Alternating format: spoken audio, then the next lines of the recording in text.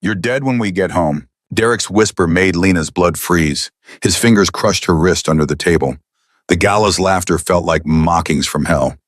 She had maybe 30 seconds before he dragged her outside. Her eyes found the silver-haired man everyone feared, Victor Salvatore.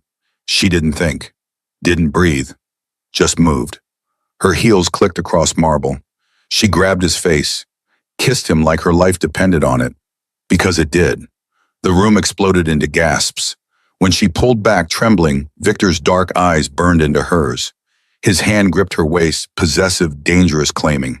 "Smart girl," he murmured against her lips. "Now you're mine." Before we continue, subscribe and watch until the end. Comment your city so I can see how far Lena's story reaches. Now let's begin. Victor's lips were still warm when reality crashed into Lena like broken glass. What had she done? The ballroom had gone silent. 300 people, politicians, CEOs, socialites, worth more than small countries, all staring at her. At the nobody waitress who just kissed Victor Salvatore. The man who owned half the city. The man whose business rivals disappeared. The man whose name made lawyers nervous and judges cooperative. Lena's knees buckled. Victor's arm locked around her waist, holding her upright. "Breathe," he commanded softly. "Don't faint. Don't give them the satisfaction." She sucked in air. The room tilted back into focus.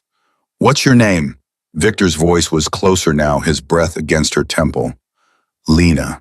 It came out broken. "Lena Marlowe." Beautiful name.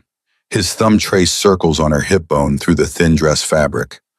"The man who put those bruises on your arms, where is he?" Lena didn't need to look. She could feel Derek's rage like heat across the room. "Behind us, 10 feet, probably planning how to kill me. He won't touch you again." Victor's voice carried absolute certainty. "I promise you that." "You don't make promises to strangers." Lena's voice shook. "You don't know me. You don't know what I've done, I know enough." Victor turned her, slightly positioning himself between her and Derek. "I know desperation when I see it. I know you kissed me because you're terrified. I know those bruises on your wrist are fresh, maybe an hour old. I know you're wearing a borrowed dress because he doesn't let you have nice things. And I know, but..." Lena's to Derek's voice cut through the murmurs like a blade. Lena flinched, muscle memory from 3 years of conditioning. Victor felt it. His jaw hardened. "Stay behind me," Victor murmured. Derek shoved through the crowd, his face purple with rage. His tuxedo was expensive but ill-fitting, rented probably like Lena's dress. He'd insisted on coming to this gala, claimed it was important for his career, that meeting the right people would change their lives. He'd been furious when men kept looking at Lena. "What the fuck do you think you're doing?" Derek's spit flew. He grabbed for Lena's arm. Victor's hand shot out, catching Derek's wrist mid-reach. The crack of bone on bone echoed. "Touch her again," Victor said quietly, "and you'll lose the hand."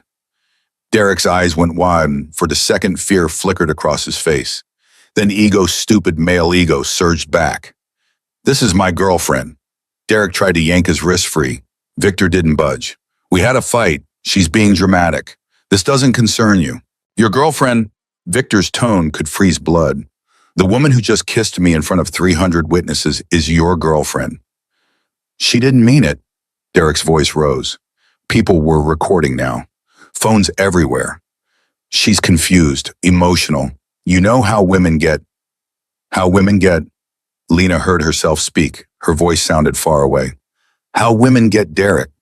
Baby, not now. How women get when you grab them so hard they bruise, when you twist their fingers back until something pops, when you shove them into furniture and then scream at them for crying." The crowd's murmur intensified. Lena saw recognition dawn on several faces. Mrs. Chen from Derek's office, she'd asked about Lena's black eye last month. Mr. Rodriguez, who'd seen Derek grab Lena's arm in the parking lot. They'd all seen. They'd all looked away. "You're hysterical." Derek's face went from purple to white. "You're making things up." "I never show them your shoulder," Victor said to Lena. "The left one." Lena hesitated. "Show them," Victor repeated gentler now. "Let them see what he did to you tonight." With shaking hands, Lena slipped the dress strap down. Purple-black fingerprints bloomed across her pale skin. 4 fingers, 1 thumb, fresh, angry. Someone in the crowd gasped. "That's from the car," Derek stammered. "30 minutes ago. She said something disrespectful and I barely touched her.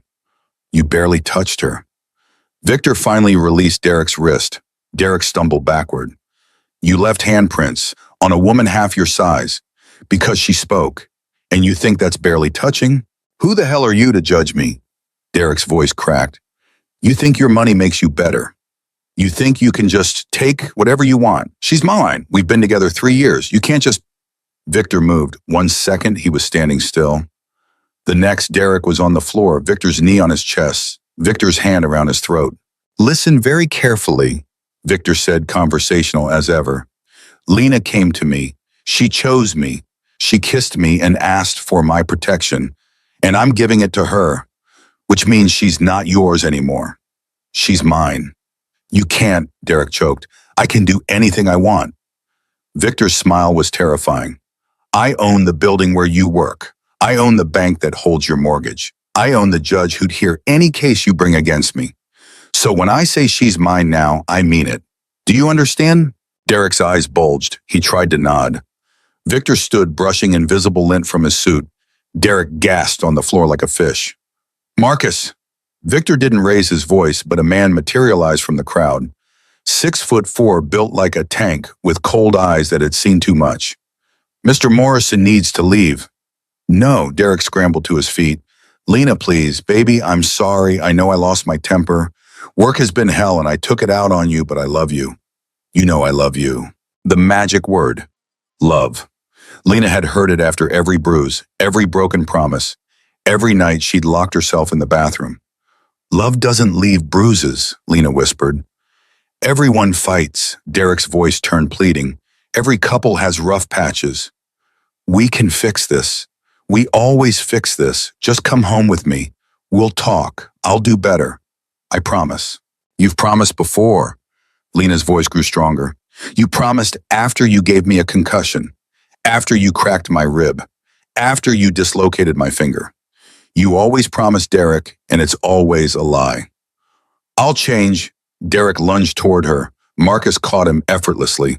This is insane. You're throwing away 3 years for some rich asshole you don't even know. I know he hasn't hurt me yet, Lena said. That's more than I can say about you. Yet, Derek laughed wildly. You think Victor Salvatore is some knight in shining armor? He's a criminal. Everyone knows it. He'll use you and throw you away, and when he does, don't come crawling back to me. She won't need to crawl anywhere. Victor stepped beside Lena again. Because unlike you, I keep my promises. And I promise you this, if you contact her again, if you come near her, if you so much as think about her too hard, I will destroy you. Not hurt you, not threaten you. Destroy. Your job, your reputation, your future. All of it. Gone. Derek's face cycled through emotions, rage, disbelief, fear, calculation. Lena recognized that last one. He was trying to figure out an angle, a way to win. This isn't over, Derek spat. She's not thinking straight. She's been manipulated, coerced. I'll get lawyers. I'll go to the police. You'll do nothing. Victor's phone appeared in his hand. He tapped the screen. I just sent you an email. Open it. Derek fumbled for his phone, nearly dropped it. His face went gray as he read. What is that? Lena asked. Evidence. Victor pocketed his phone. Photos of every bruise he's given you over the past year. Medical records from the time you went to the ER claiming you fell downstairs. Security footage from his office building showing him grabbing you. Text messages where he threatened you. Voice recordings from tonight where he told you, what was it? You're dead when we get home. Lena's breath stopped. How did you? I make it my business to know things. Victor's hand found the small of her back. Derek, you have a choice. Walk away now quietly and this stays between us. Or push back and every news outlet in the city gets that folder by morning. Imagine the headlines. Business development manager exposed as abuser. Your face on every channel. Your mother reading about what you did. Your boss who remember ultimately answers to me seeing evidence of what you really are. You're bluffing. But Derek's voice wavered. Am I? Victor tilted his head. Marcus, please escort Mr. Morrison out. If he resists, call the police. I'm sure they'd be interested in the recording where he threatens to kill Lena. I never said, you're dead when we get home. Victor quoted it perfectly. You said it at 8:47 p.m., under the table, your hand on her wrist. I have it on audio, crystal clear. Derek's world crumbled. Lena could see it happening. His power, his control, his carefully constructed image, all of it collapsing. You'll regret this, Derek hissed at Lena. Both of you. You think you're safe? You think he'll protect you? He'll get bored. Men like him always do. And when he throws you away, you'll have nothing. No one. I made you, Lena. I gave you everything.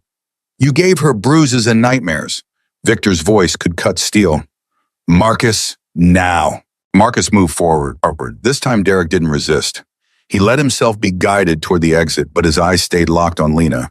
Even from across the room, she could feel his hatred, his promise of revenge.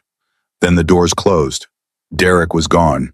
The silence that followed felt like the aftermath of an explosion. Lena became aware of the staring faces, the phones, the whispers. She'd just publicly left her boyfriend for Victor Salvatore. She'd exposed Derek's abuse in front of the city's elite. She'd made herself a spectacle. I need air. Lena's voice sounded distant. I can't, I need this way. Victor guided her toward a side door. The crowd parted like water. No one spoke to them. No one dared. They emerged into a private corridor. Cool air. Quiet. Lena's lungs finally expanded. Breathe, Victor instructed. Slow, in through your nose, out through your mouth. Lena obeyed. The panic receded slightly. You had all that evidence. Lena looked up at him. How when, Orstu? I didn't. Victor's smile was small. I had my team compile it during the drive here. Took them 20 minutes. 20 minutes? Lena's mind reeled. How is that possible? Money and connections.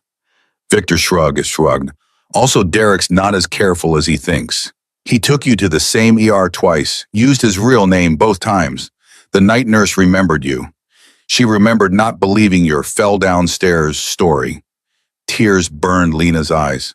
Someone knew. Someone actually knew and didn't. Didn't what? She's an ER nurse, not a police officer. She couldn't force you to press charges. Couldn't make you leave him. Victor's voice gentled. This isn't her failure, Lena. It's his. Only his. I should have left sooner. The tears spilled over. I wasted 3 years of surviving. Victor caught her face in his hands. You survived. That's not nothing. That's everything. His touch was warm, steady. Nothing like Derek's grabbing hands. Lena found herself leaning into it. I don't even know you, she whispered. No, Victor agreed, but you trusted your instincts tonight. You saw a way out and you took it. That takes courage. Or desperation. Sometimes they're the same thing. Victor's thumb brushed away her tears. Come, we're leaving. I don't have anywhere to... You're staying with me. It wasn't a question. My penthouse. You'll be safe there. I can't just move in with a stranger. Would you rather go back to your apartment? The one where Derek has a key. Where he knows you'll be alone. Lena's blood went cold. Derek had keys to her apartment, to her car, to her gym locker. He had access to everything. I'll change the locks tomorrow, she said weakly. He'll break down the door. Victor's eyes held hers. You know he will. The second he thinks I'm not watching. The second you're vulnerable. He was right. Derek wouldn't let this go. Derek never let anything go. Okay, Lena heard herself say. Okay, I'll stay with you just for tonight, until I figure out. Stay as long as you need. Victor led her toward an exit. There's no timeline, no expectations. A black town car waited in the private drive. The driver opened the door without being told. Victor helped Lena inside. The leather seats smelled like cedar and money. Victor slid in beside her. The door closed. The world became muffled. What happens now? Lena asked the silence. Now we make sure Derek can never hurt you again. Victor pulled out his phone, typing rapidly. I'm having your apartment swept for cameras. Derek seems like the type to install surveillance. Lena's stomach turned. You think he was watching me? I think men like Derek need control. Cameras give them that. Victor's expression darkened. If we find any, that's another charge, another piece of leverage. I don't want to send him to jail. The words surprised Lena. I just want him gone. Out of my life. Why? Victor looked genuinely curious. He hurt you for 3 years. He deserves prison. Because prison would make me think about him every day. Lena stared out the window at the passing city. I'd have to testify, relive everything, face him in court. I'd rather just erase him, pretend he never existed. That's fair. Victor pocketed his phone. We'll do it your way. No police, no trial, just gone. How? Victor's smile was cold. I'll make him an offer. Leave the city, leave you alone, and his secrets stay secret. Stay and I destroy him piece by piece. Men like Derek always choose self-preservation. The car glided through streets Lena had never been able to afford, past buildings she had only seen in magazines. The city looked different from inside a town car. Less harsh, more beautiful. I kissed you, Lena said suddenly. I kissed you without asking, without permission. I'm sorry. Don't be. Victor's voice carried something like amusement. It was the smartest thing you could have done. Derek's type understands ownership. The second you kissed me, you became mine in his eyes. Off limits. Claimed. Is that what I am? Lena met his gaze. Yours. That depends. Victor's dark eyes searched her face. Do you want to be? The question hung between them, heavy, loaded. I don't know, Lena admitted. I don't know anything right now except that I'm scared and tired and I don't want to hurt anymore. Then don't. Victor reached out, tucking a strand of hair behind her ear. The gesture was surprisingly gentle. Stay with me. Let me keep you safe. Let me show you what protection actually looks like. And in return, nothing. Victor's expression was unreadable. Not yet. Maybe not ever. I'm not Derek, Lena. I don't need to own you to want to protect you. Everyone wants something. Lena had learned that the hard way. True. Victor leaned back. I want you to feel safe. I want you to sleep without nightmares. I want you to realize you deserve better than what Derek gave you. If that makes me selfish, so be it. The car stopped. Lena looked up at a building that pierced the sky, glass and steel and power. This is where you live. Her voice was small. Yes, the penthouse. Victor helped her out. Come. The lobby was marble and gold. The elevator had a private entrance. The ride up was so smooth Lena barely felt it. The doors opened directly into Victor's apartment. Lena had never seen anything like it. Floor-to-ceiling windows showcasing the city like scattered stars. Furniture that looked expensive enough to be art. A kitchen with appliances she couldn't name. Space, so much space she could breathe without bumping into furniture. Your room. Victor led her down a hallway. He opened a door. The bedroom was larger than her entire apartment. A king bed with silk sheets. An ensuite bathroom with a tub that looked like a small pool. A walk-in closet already stocked with clothes. How? I made calls during the drive. Victor leaned against the doorframe. The clothes might not fit perfectly, but they'll do until tomorrow. Lena walked to the window. The city spread below like a galaxy. She pressed her palm against the cold glass. I don't understand you. Her breath fogged the window. Men don't just help, not without wanting something. I told you what I want. You told me what you claim to want. Lena turned. But there's always more, always a catch. Victor was quiet for a moment. Then he moved closer, stopping just outside her personal space. My mother was like you, he said quietly.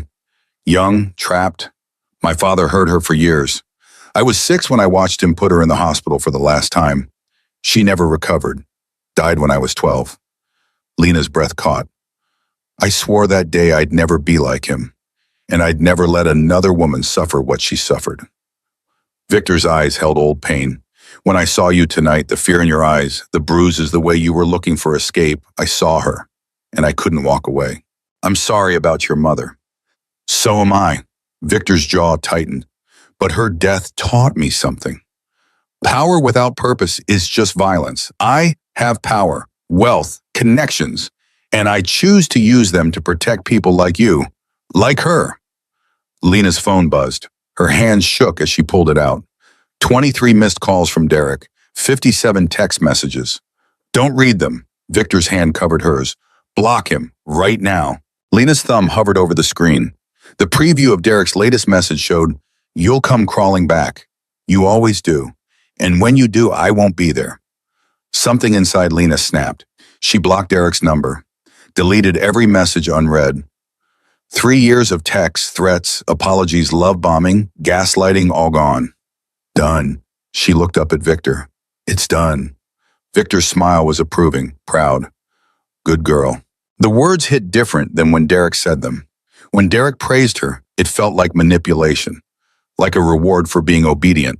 When Victor said it, it felt like acknowledgement, like he saw her strength. Get some rest. Victor moved toward the door. Tomorrow will be difficult. Victor, Lena's voice stopped him. Thank you for everything. He turned back. In the soft light, he looked less like a crime lord and more like a man who'd seen too much pain. You saved yourself tonight, Lena. I just gave you the tools. He paused. Sleep well. You're safe here. I promise, boss. Then he was gone. Lena sank onto the bed. It was perfect, not too soft, not too firm.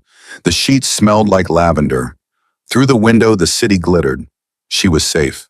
The thought made her cry. Great heaving sobs that shook her whole body. 3 years of held-back tears. 3 years of swallowed screams. 3 years of pretending everything was fine. Her phone buzzed. A new number. Lena's heart stopped. But it wasn't Derek. Sleep. Tomorrow we make sure he can never touch you again. V. Lena stared at the message, then typed, Why are you helping me? The response came immediately because I can, because I should, because you deserve it. Another message followed, and because when you kissed me, you trusted me with your life. I don't take that lightly. Lena clutched the phone to her chest. When was the last time someone had made her feel protected instead of possessed? She changed into one of the silk nightgowns that fit perfectly, which should have been creepy, but somehow wasn't. She washed her face, watching 3 years of makeup and tears spiral down the drain. In the mirror, she looked different, lighter. The bruises were still there, but they seemed less like shame and more like evidence, proof that she'd survived. Lena climbed into bed and turned off the lights. For the first time in 3 years, she fell asleep without fear. She didn't hear Victor check on her hours later, didn't see him stand in the doorway, watching her sleep peacefully, didn't hear him whisper, I'll keep you safe, Lena Marlowe, I swear it. She didn't know that in his office, Victor was making phone calls, calling in favors, building cases, creating escape routes. Derek Morrison would learn what it meant to threaten someone under Victor Salvatore's protection, and the lesson would be permanent. Lena woke to sunlight slicing through floor-to-ceiling windows and the smell of coffee she hadn't made. For 3 seconds, she forgot where she was. Then memory crashed back the kiss, Derek's rage, Victor's cold promise of protection. She sat up too fast. The silk sheets pulled around her waist. The bedroom door was closed. She was alone. But someone had been here. A tray sat on the nightstand, coffee pastries, fresh fruit arranged like art. A note in dark ink. Eat. We have work to do. V. Lena's hands shook as she reached for the coffee. It was perfect. Cream, no sugar. Exactly how she liked it. How did he know that? Her phone buzzed too. She plugged it in last night without thinking. 17 new messages. Her heart seized until she saw they weren't from Derek. Her mother, her sister, 2 friends she hadn't spoken to in months because Derek had slowly cut them all away. She opened her mother's message first. Lena Marie Marlowe, what the hell, you're all over the internet. Call me right now. Internet. Lena's stomach dropped. She opened Instagram. The first post made her blood freeze. Video. Crystal clear. Lena crossing the ballroom, grabbing Victor's face, kissing him like the world was ending. The caption, Mystery woman claims Victor Salvatore at charity gala. Derek Morrison left humiliated. Who is she? 3 million views, 40,000 comments. Lena scrolled, hands shaking. The comments were brutal. Gold digger, she's nobody. Salvatore can do better. Poor Derek, his girlfriend, cheated right in front of him. But then others, did you see the bruises on her arm? Derek grabbed her so hard. Look at the earlier footage. This isn't cheating, this is escape. Someone had posted a thread. Photos of Lena over 3 years, always with long sleeves, high collars, heavy makeup. Circles under her eyes getting darker. Weight dropping. Smile fading. This woman was being abused. Look at the progression. Salvatore didn't steal her. He saved her. Lena's throat closed. Strangers were dissecting her life, her pain, her survival, all of it public now, permanent. A knock on the door made her jump. Lena, Victor's voice. May I come in? She grabbed a robe from the closet. Yes. Victor entered carrying another coffee. He wore a different suit, charcoal gray, perfectly tailored. He looked like he'd slept 8 hours and conquered a small country before breakfast. You've seen the posts. Not a question. Everyone's seen the posts, Lena's voice cracked.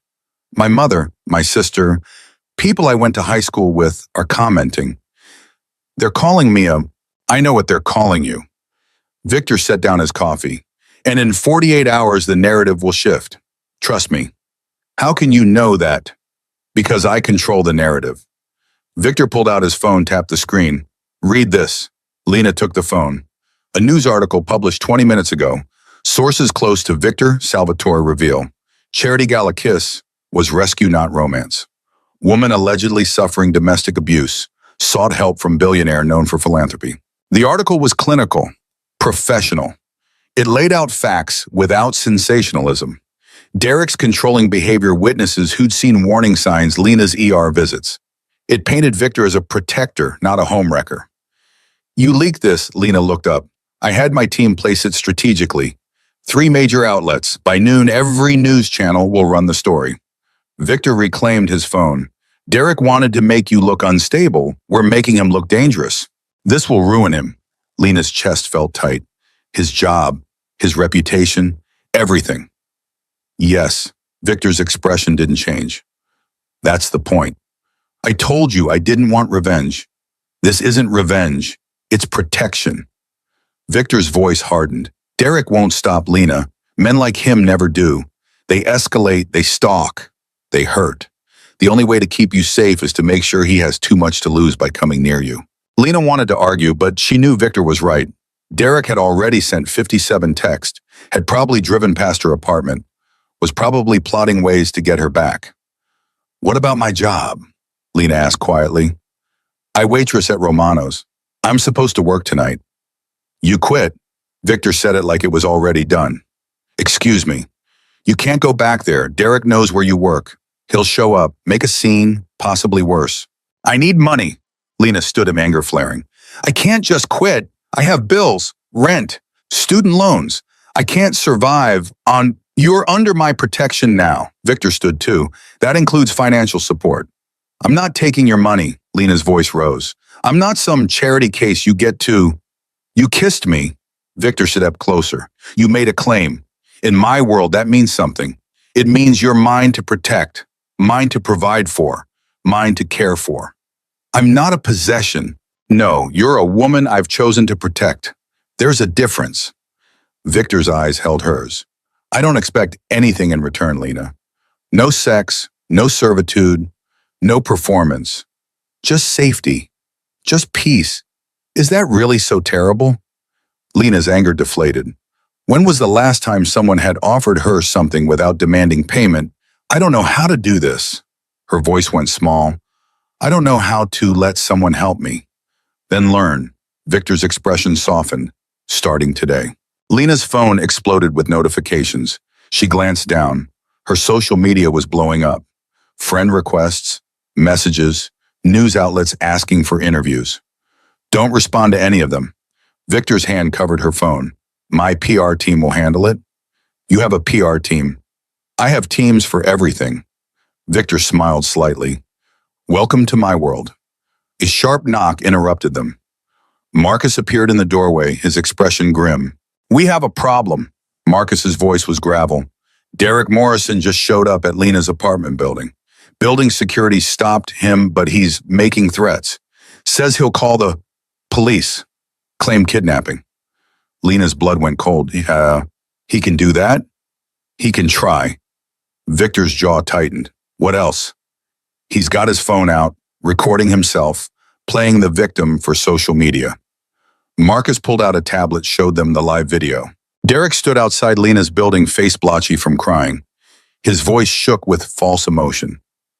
My girlfriend is missing. She was coerced by a dangerous man. If anyone knows where Lena Marlowe is, please contact the police. She needs help. She's not safe. Comments poured in. Poor guy Salvatore is a criminal. Someone call the cops. Lena felt sick. He's turning this around, making himself the victim. Let him! Victor's voice was ice. Marcus, send the building security footage to our media contacts. The part where Derek tried to break down Lena's door last month, and the audio from the gala where he threatened to kill her. Already done. Marcus tapped his tablet. Should hit the internet in 10 minutes. Good. Victor turned to Lena. Derek's playing a game he can't win. He thinks sympathy will bring you back. It won't work. What if people believe him? Lena's voice shook. What if they think you really did kidnap me? Then you'll tell them the truth. Victor pulled out his phone again. We're doing a statement. Video. You'll explain that you left Derek voluntarily, that you're safe, that you're not coming back. I can't go on camera. Yes, you can. Victor's hand found her shoulder. Because if you don't, Derek controls the story, and we both know how that ends. Lena's throat closed. He was right. Derek had always controlled the narrative, made her apologize for his violence, made her hide his abuse, made her smaller and smaller until she nearly disappeared. Not anymore. Okay, Lena straightened. I'll do it. Victor's smile was approving. Good. We'll film in an hour. My team will prep you. I don't need prep. I just need to tell the truth. The truth is good. Victor's thumb brushed her cheek. But delivery matters. 1 hour. He left with Marcus. Lena stood alone in the enormous bedroom, her reflection staring back from the window. She looked different, disheveled, scared, but also alive. More alive than she'd felt in 3 years. Her phone rang. Unknown number. She almost didn't answer. Hello. Lena. Derek's voice made her skin crawl. Baby, thank God. Are you okay? Did he hurt you? Lena's hand tightened on the phone. How did you get this number? I called your mom. She gave it to me. She's worried about you. Everyone is. Derek's voice dripped false concern. Just tell me where you are. I'll come get you. We'll figure this out together. There's nothing to figure out. Lena forced her voice steady. I left you, Derek. It's over. You're not thinking clearly. Derek's tone shifted. He's manipulating you. Can't you see that he's dangerous, Lena? He'll use you and throw you away. Like you did? Silence. Then Derek's voice turned cold. I never threw you away. I loved you. I gave you everything. You gave me bruises. Lena's voice rose. You gave me nightmares. You gave me 3 years of hell. I made mistakes, Derek shouted. Everyone makes mistakes, but we can fix this if you just come home. I'm not coming home. I'm never coming home. Lena's hand shook. Stop calling me. Stop posting about me. Stop trying to find me. You're mine, Lena. Derek's voice went deadly quiet. You've always been mine, and if I can't have you, neither can he. The line went dead. Lena stared at the phone, Derek's threat echoing in her ears. If I can't have you, neither can he. She found Victor in his office, massive desk wall of window screens showing stock tickers and news feeds. He looked up when she entered. Derek just called. Lena's voice shook. He said if he can't have me, neither can you. Victor's expression went arctic. Went poet. Just now, 2 minutes ago. Lena showed him the unknown number on her call log. Victor pressed a button on his desk. Marcus, Derek Morrison just made a direct threat against Lena. I want his phone records. I want to know everyone he's talked to in the last 24 hours. And I want eyes on him. Now. On it. Marcus's voice came through the speaker. Victor stood, moved to Lena. You're safe here. He can't get to you. He sounded insane. Lena wrapped her arms around herself, like he was planning something. Let him plan. Victor's hands settled on her shoulders. I've dealt with men like Derek my entire life.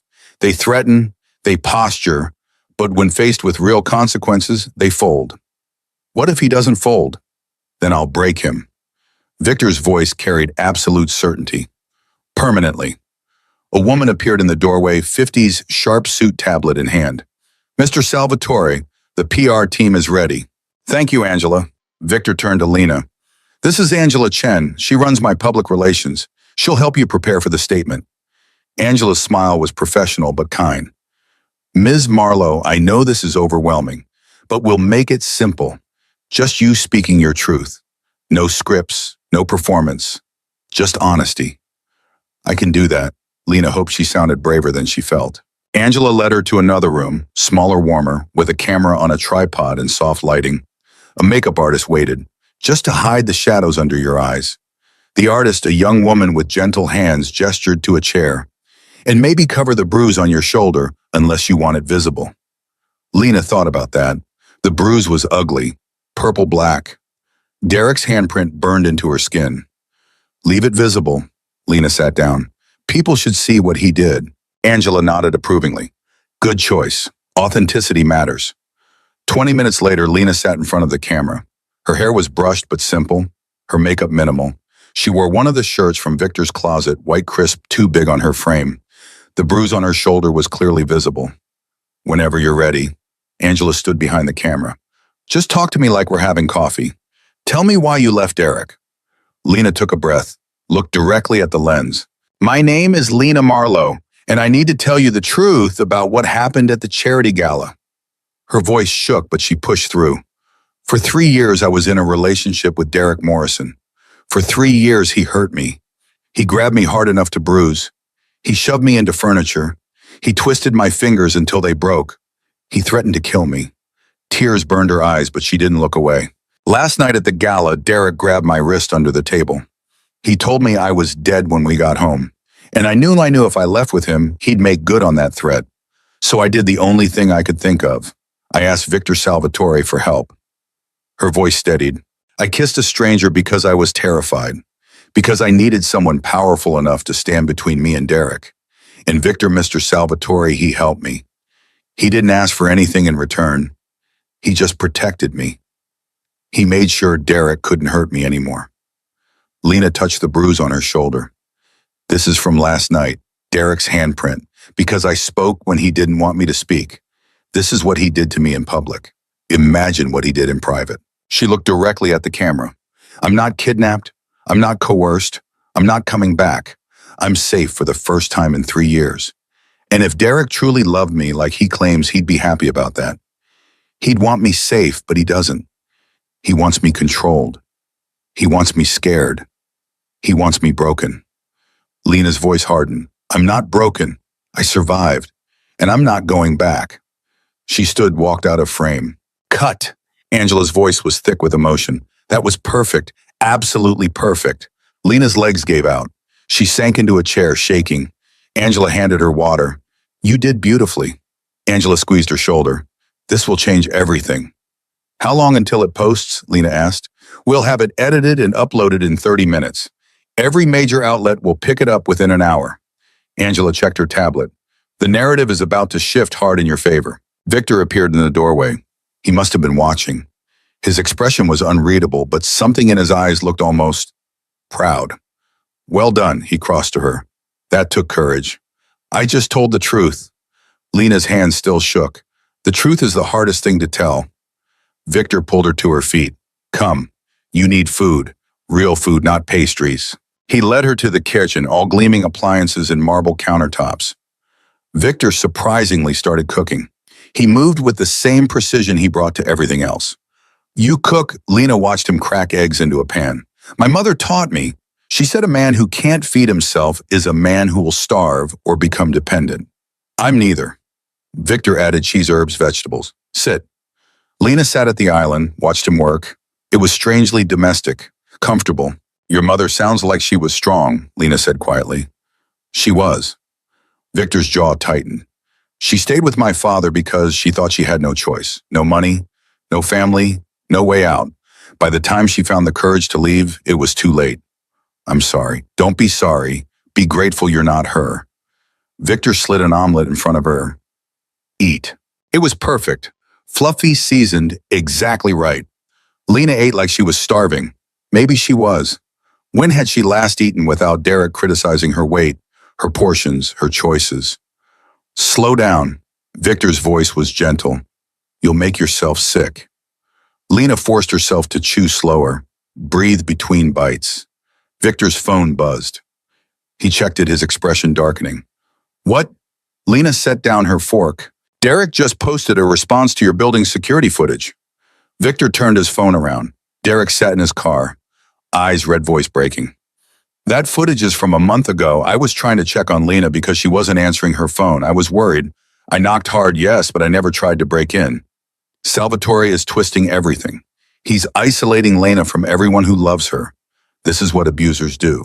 They separate, they control, they manipulate. The comments were split. He sounds genuine, or he's a good actor. Something's not right here. Who do we believe he's good? Lena's voice was hollow. He's making himself the victim again. He's desperate. Victor pocketed his phone, which makes him dangerous. Marcus is monitoring his location. If he comes within a mile of this building, we'll know. What if he doesn't come here? What if he hurts someone else? My mom, my sister, my friends. I've already put protection on your family. Victor said it casually like it was nothing. They don't know, but they're safe. Lena's chest tightened. You put bodyguards on my mother. Discreet ones. They think they're just seeing more police in the neighborhood. Victor shrugged. I told you, I take protection seriously. This is insane.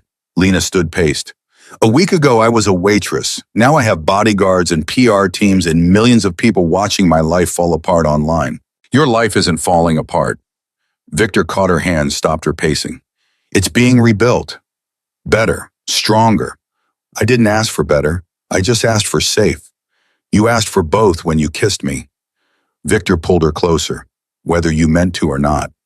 His proximity made Lena's breath catch. This close, she could see flecks of gold in his dark eyes, could smell his cologne cedar and something darker, could feel the heat radiating off his body. I don't understand you. Her voice came out, whisper soft. Why do you care this much about a stranger? You're not a stranger anymore. Victor's thumb traced her jawline. You're under my protection. That makes you mine. There was that word again, mine.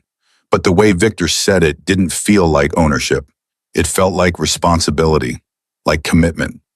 What happens when you get tired of protecting me? Lena asked. When the novelty wears off and I'm just another problem. That won't happen. How can you know that? Because I don't make promises I can't keep. Victor's eyes held hers. When I commit to something, I see it through.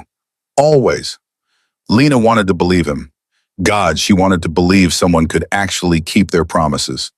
Marcus appeared again, his expression urgent. We have a situation. Derek just went live on Instagram. You need to see this. Victor pulled out his phone, turned it so Lena could see. Derek sat in what looked like a bar, clearly drunk, tears streaming down his face. I loved her. I loved her so much. And she threw it all away for money, for power, for a man who'll destroy her. He took a shaky breath. Victor Salvatore ruined my life. He stole my girlfriend. He's turning everyone against me. Derek's voice broke. If something happens to me, if I end up dead in a ditch or somewhere, everyone will know who did it. Victor Salvatore, he threatened me. He said he'd destroy me, and now he's making good on that threat.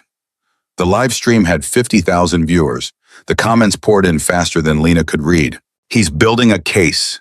Victor's voice was ice, making me look like a threat. So when he does something stupid, he can claim self-defense. What's he going to do? Lena's blood ran cold. I don't know yet. Victor's fingers flew across his phone. But we're going to find out before he does it.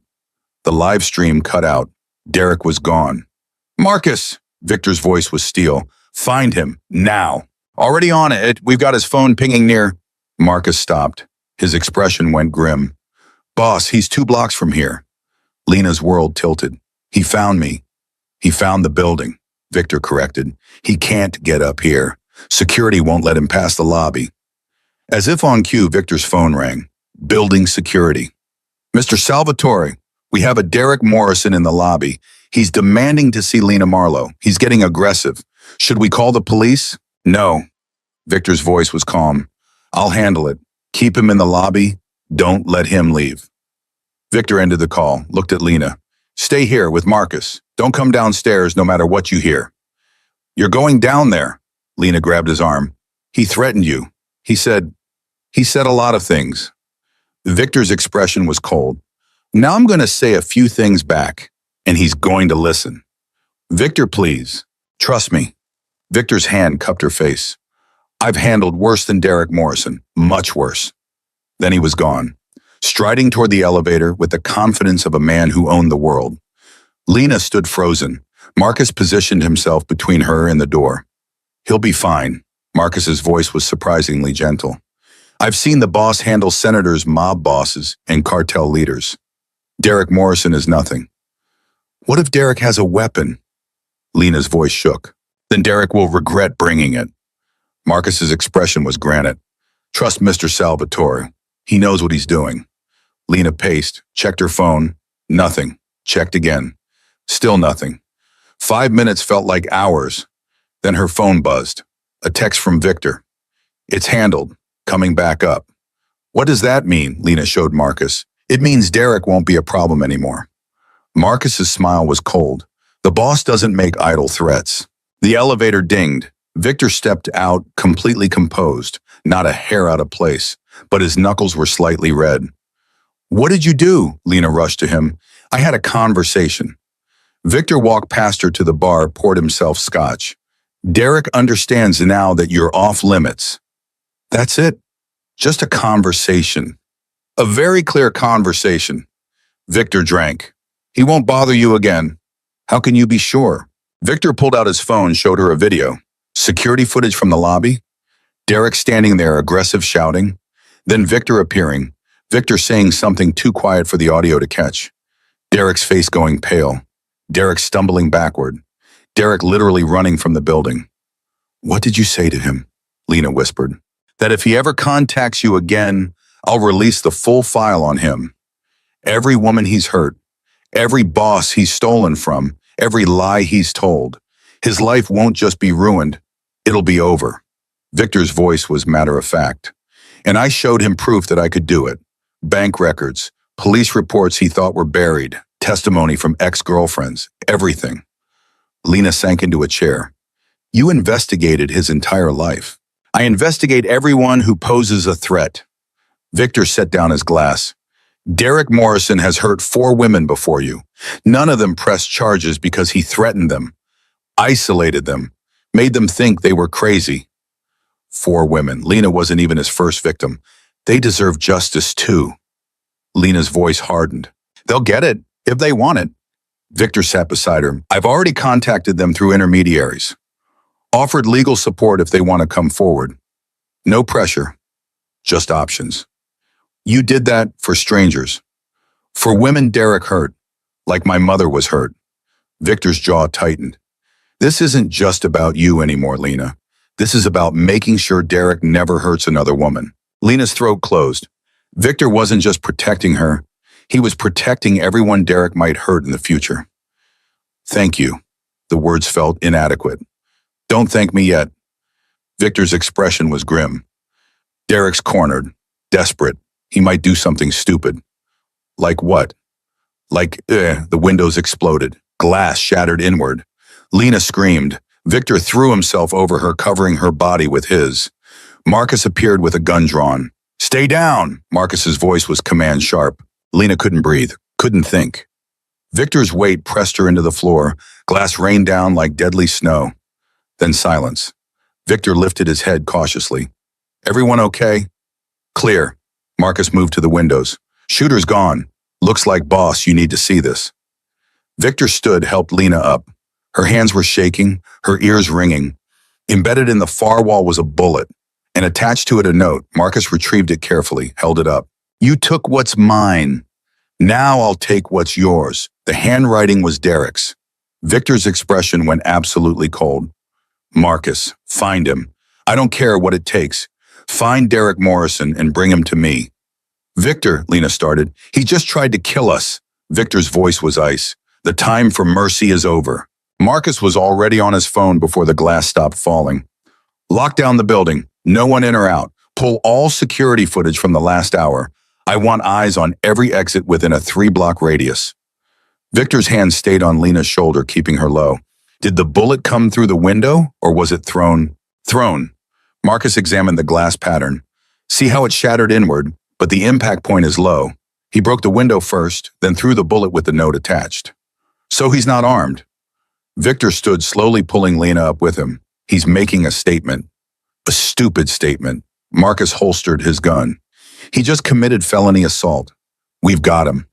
Lena couldn't stop shaking. Her teeth chattered despite the room being warm. He's going to kill us. He's actually going to... No.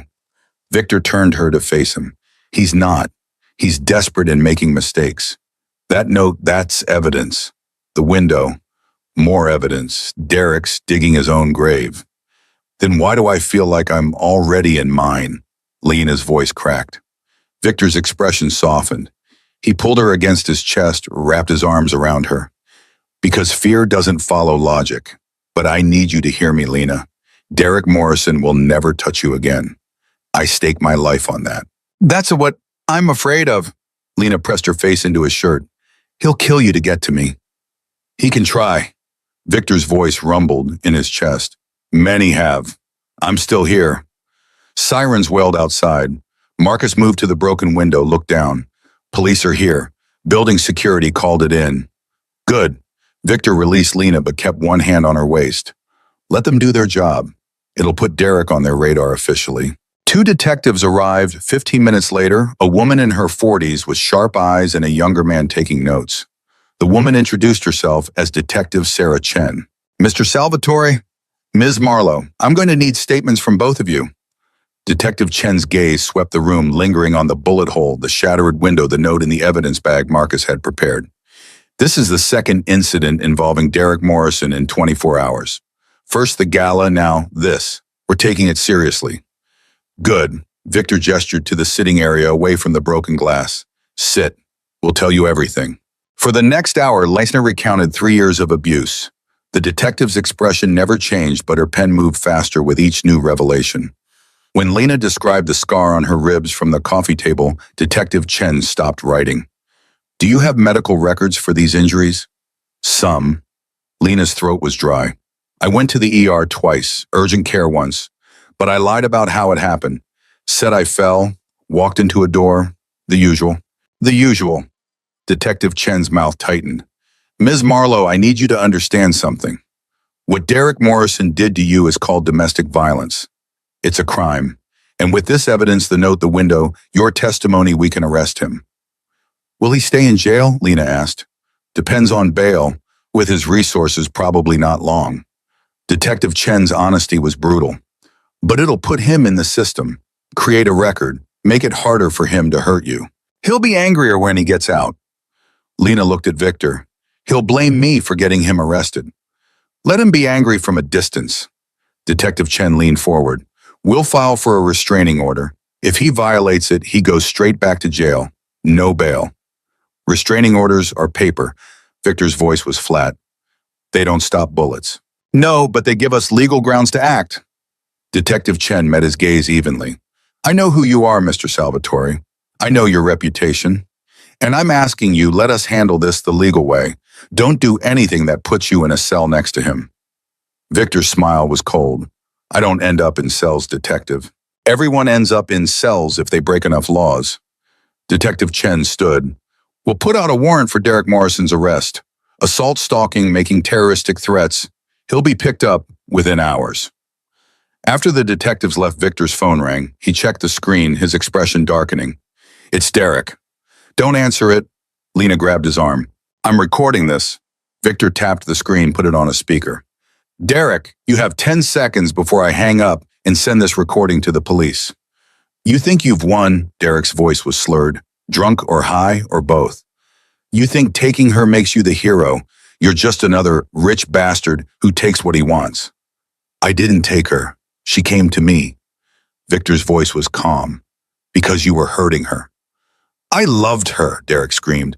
I gave her everything. You gave her bruises and nightmares. Victor's jaw tightened. And now you've added property destruction and assault to your record. The police are looking for you, Derek. Turn yourself in. Fuck the police. Fuck you and fuck Lena for being a lying whore who... Victor ended the call. His hand was white-knuckled around the phone. He's spiraling. Marcus appeared with a tablet.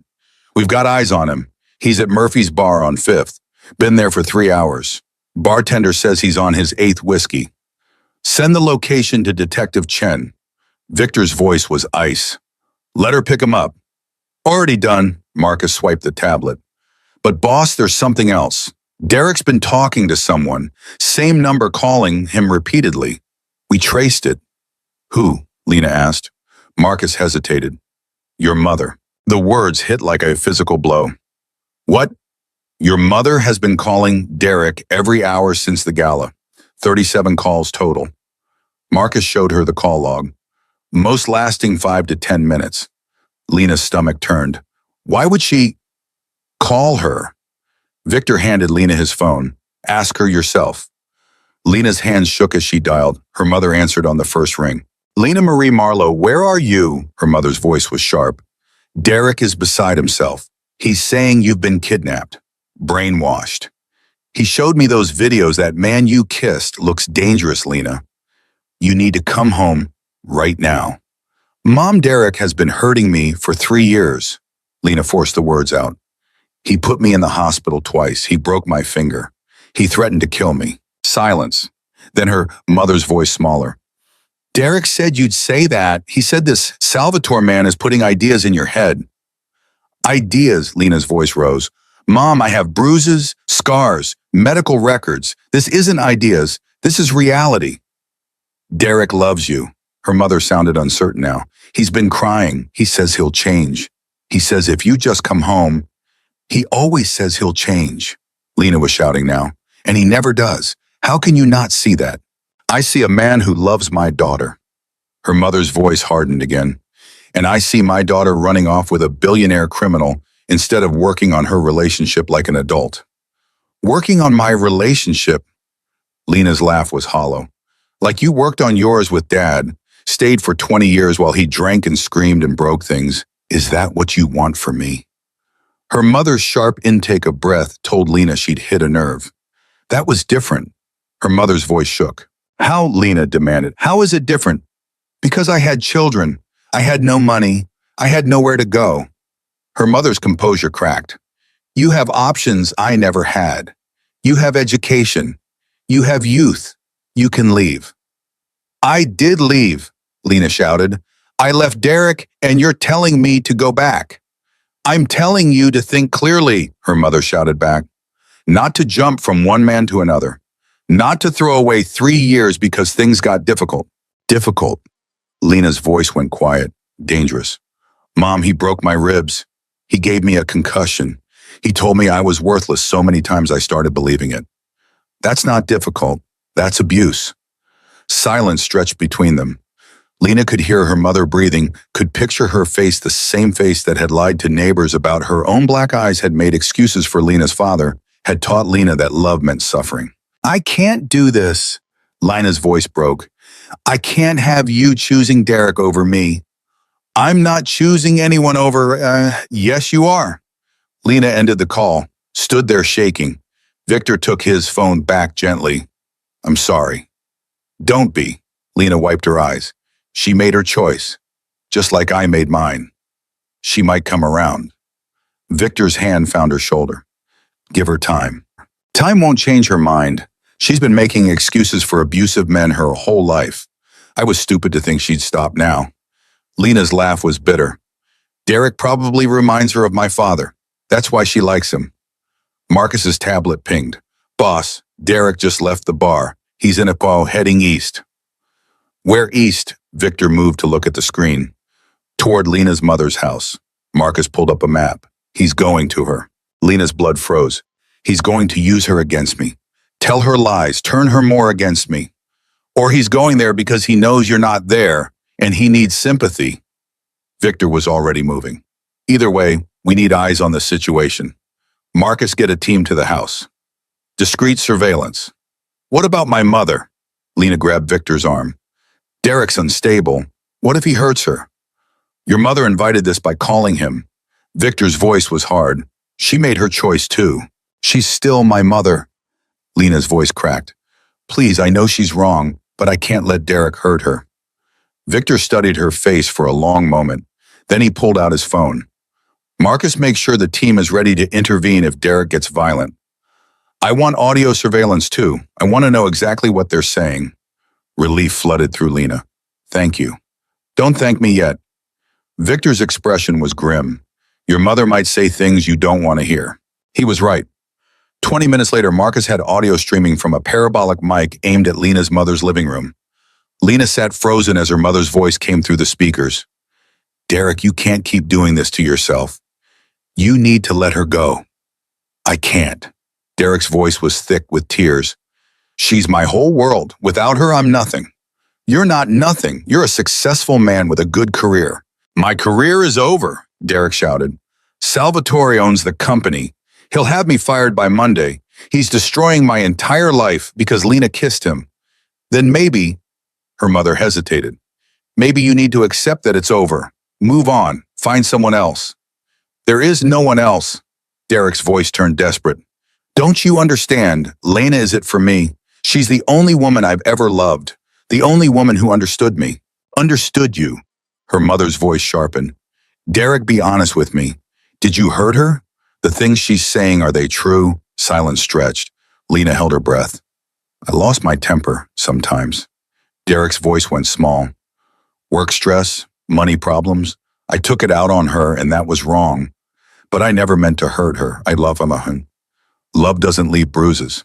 Her mother repeated Lena's own words. I know, Derek's voice cracked. I know that.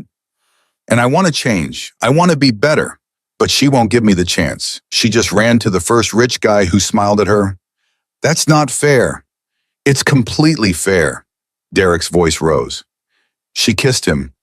Helen, in front of everyone, humiliated me, and now Salvatore is turning everyone against me, making me look like a monster. Are you a monster? Her mother asked quietly.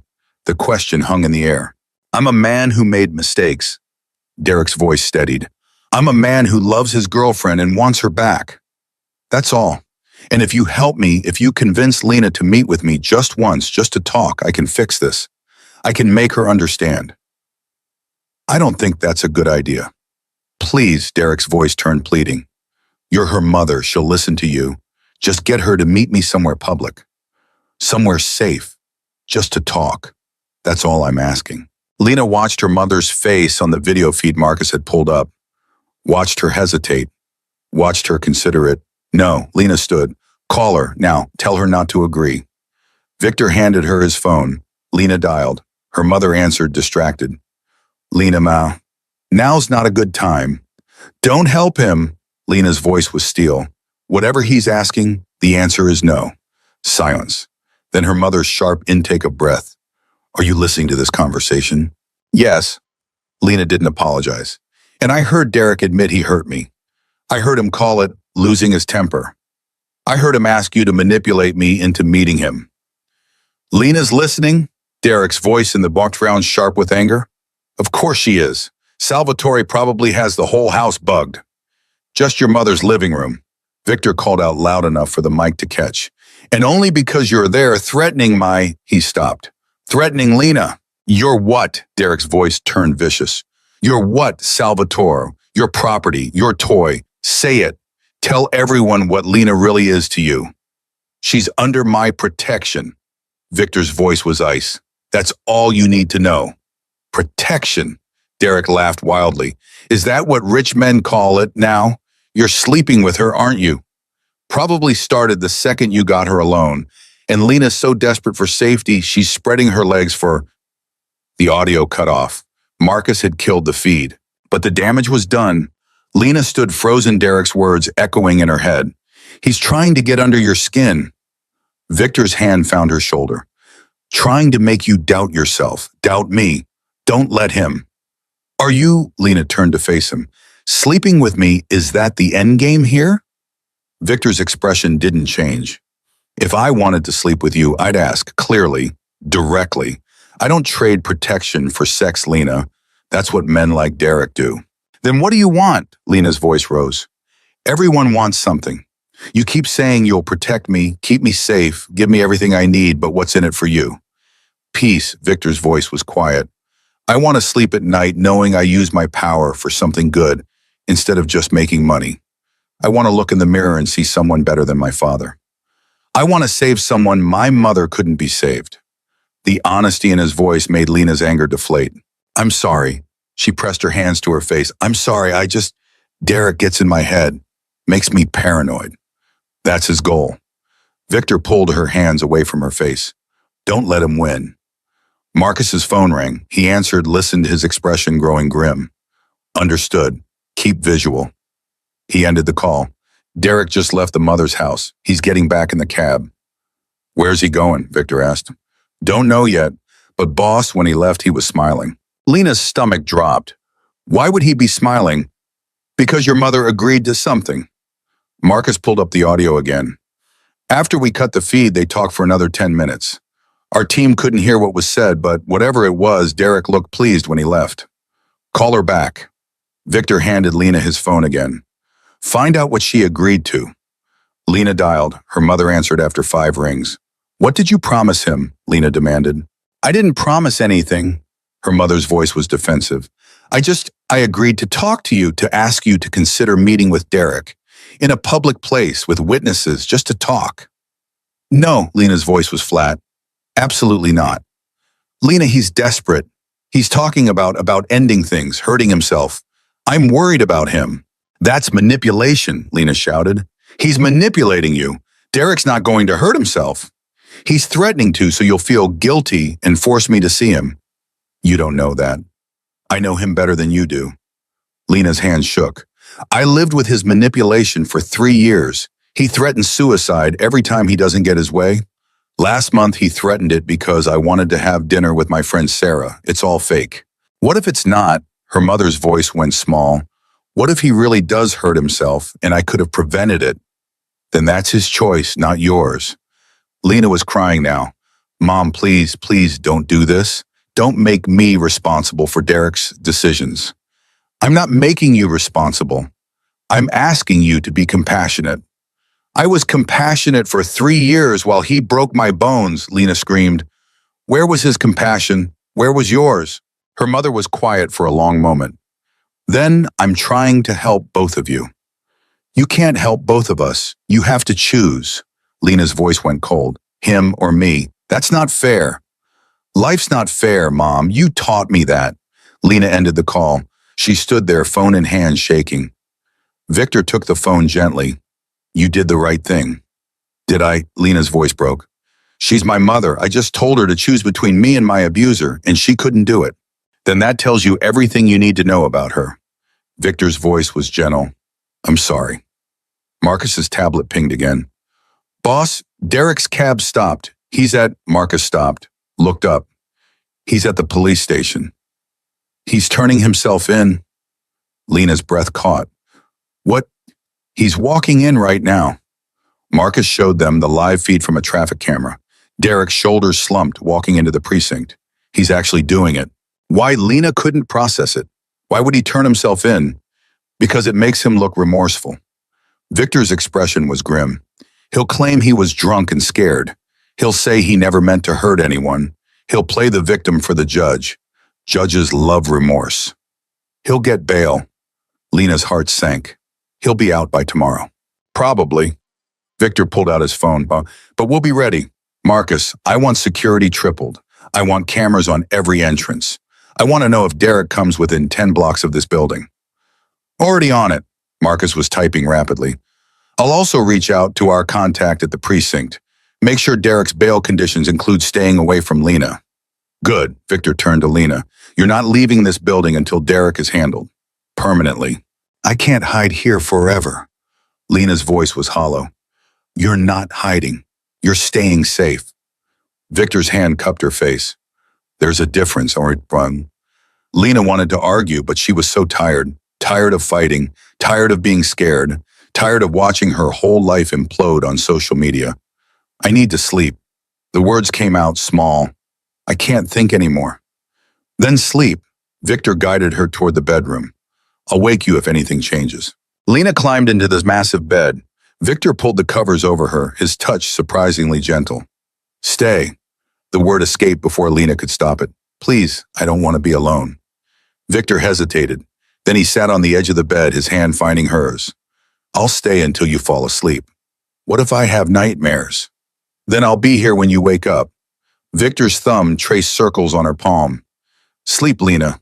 You're safe. For the first time since the gala, Lena believed him. She closed her eyes, Victor's hand warm in hers, and let exhaustion pull her under. She didn't hear Victor's phone ring an hour later, didn't hear Marcus report that Derek had been released on bail, didn't hear the conditions, stay 500 feet from Lena, no contact, surrender passport. She didn't hear Victor make a phone call to someone whose name he didn't say. Didn't hear him give quiet instructions that made Marcus's expression go carefully blank. She didn't hear Victor whisper, "Derek Morrison won't hurt anyone ever again. I'll make sure of it."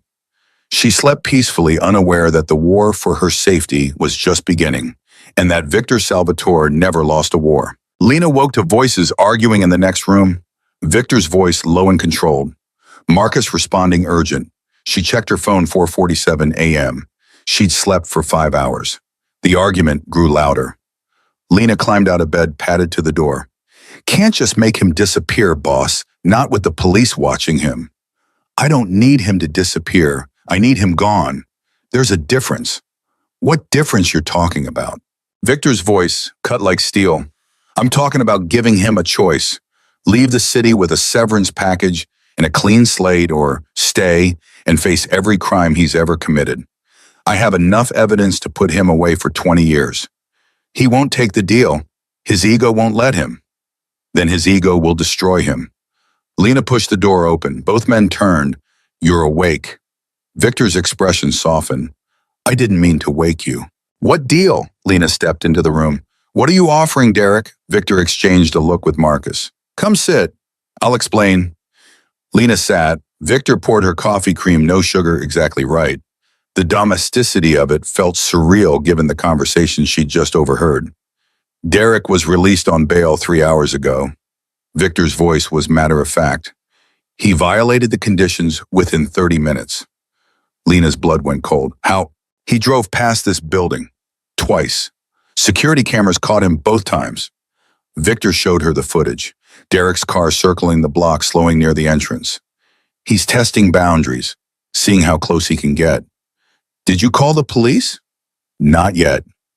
Victor set down his phone. "Because I'm going to offer him something better than arrest. A way out that doesn't end with him in prison." "Why would you do that?" Lena's voice rose. "He tried to kill us. He should be in prison."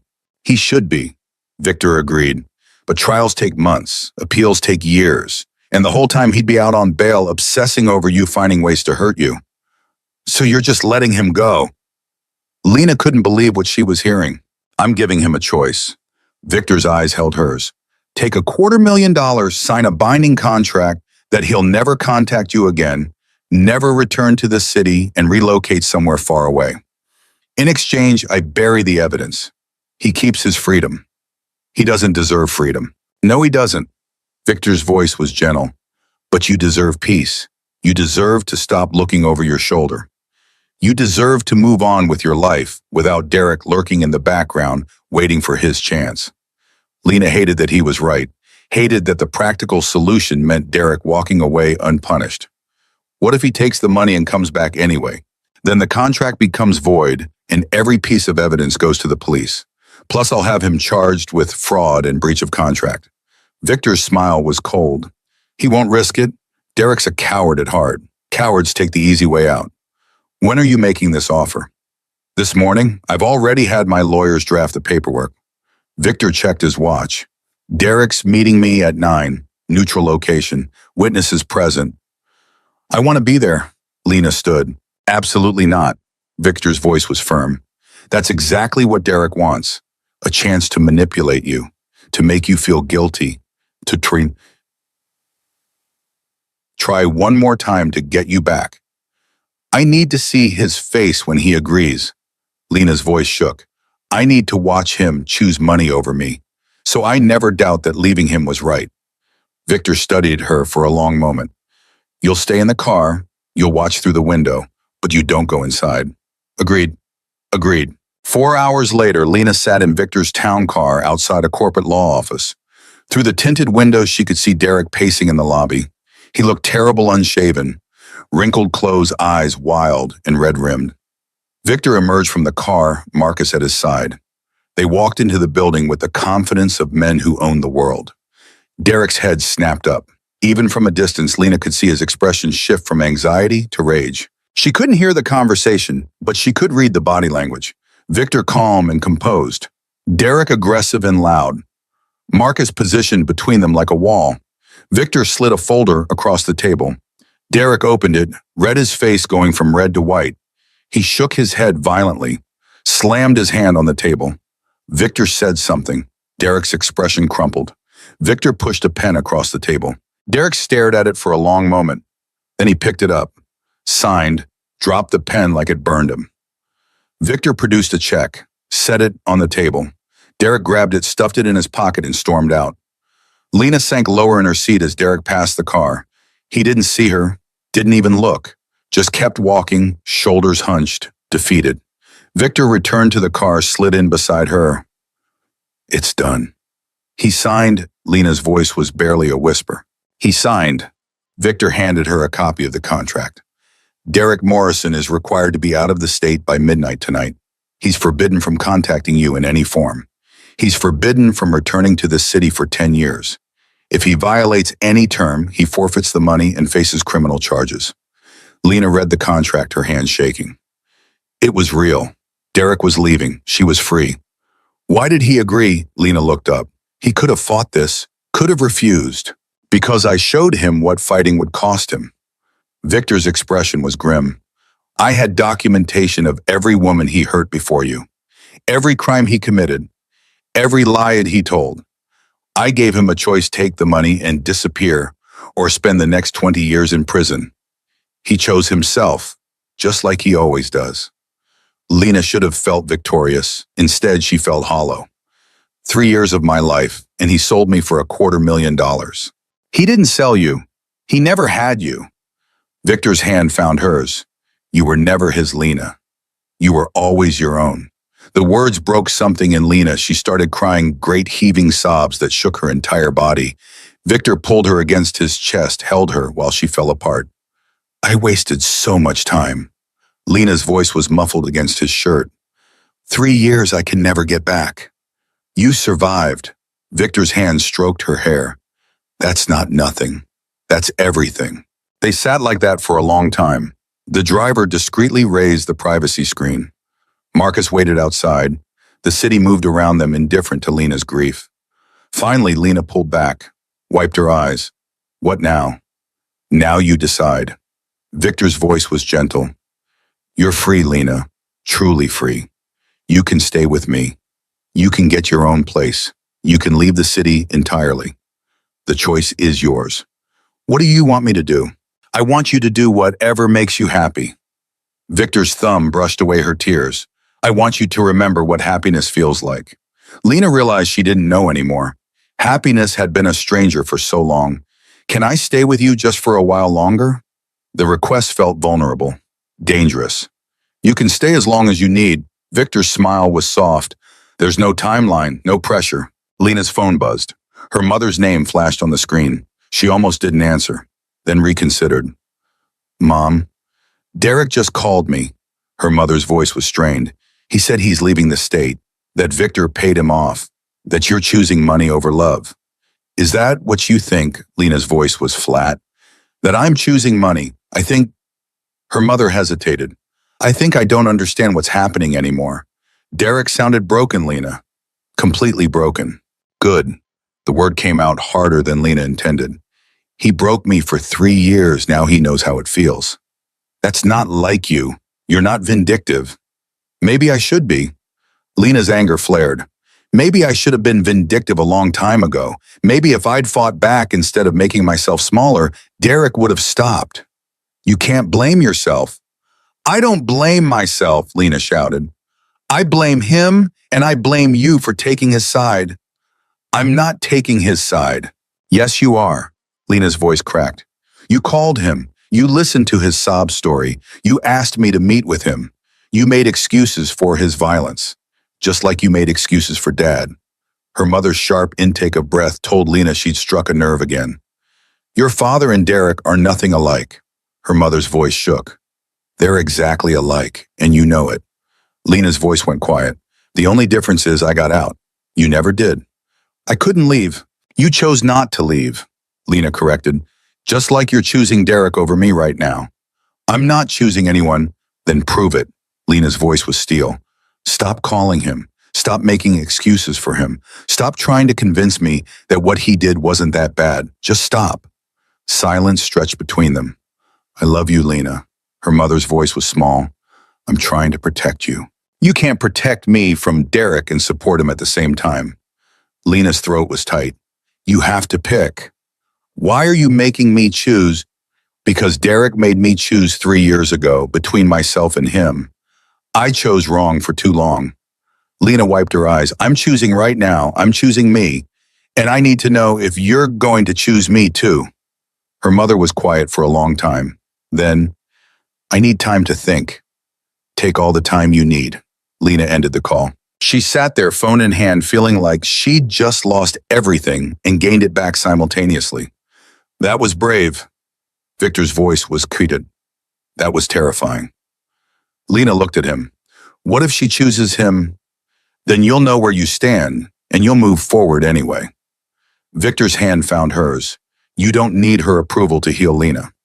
Marcus knocked on the window. Victor lowered it. Derek's at the airport. Marcus showed them his tablet. He bought a one-way ticket to Phoenix, leaves in 3 hours. Good. Victor's expression was satisfied. Make sure he gets on that plane. Already have 2 people watching him. Marcus pocketed the tablet. He won't slip away. 3 hours later, Lena watched the flight tracker on Victor's phone. Derek's plane took off at 3:47 p.m. She watched the little airplane icon move across the screen, carrying Derek farther and farther away. He's really gone. Lena's voice was hollow. He's really gone. Victor confirmed. Lena waited for relief, for joy, for something.